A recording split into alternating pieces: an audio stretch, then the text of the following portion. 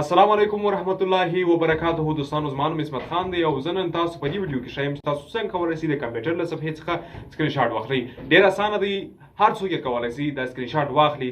فقط تاسو یو کیبورډ ته اړتیا لري.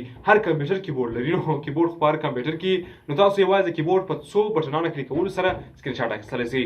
تاسو نه یو سافټویر ته ضرورت لري نه یو بل څه ته ضرورت لري، فقط د یو څو شارټکټونو په استعمالولو سره تاسو کولی شئ د کمپیوټر صفحې څخه سکرین شاټ واخلئ. دوستانو ما یو بله ویډیو جوړه کړې ده، که هغه مو نه یې کتلې، د کمپیوټر د شارټکټونو په اړه ده. هغه لینک ما په ډسکرپشن کې درکړی دی او بیا ولاړ شئ. د ویډیو په اخر کې ما درکړی دی، کله چې ویډیو ختمه شول نو تاسو په اخر کې ویډیو راځي، هغه ویډیو در سره وګورئ. ستاسو لپاره به ډېره ګټوره ثابته شي او تاسو به د کمپیوټر په اړه ډېر معلومات درکړي. ستاسو ژوند به د کمپیوټر سره اسانه کړي.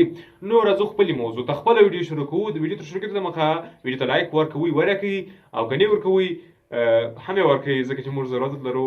د لایک مې عادت شوی دی. دوستانو بخښنې سره سبسکرایب کړئ چینل او شیر کړئ ویډیو د نورو سره، څوک چې په دې ټریک نه پوهېږي. نو راځو په ویډیو شروع کوو. کله چې تاسو خپل کمپیوټر ته رالاست، دلته تاسو یو صفحه غواړئ چې سکرین شاټ یې کړئ.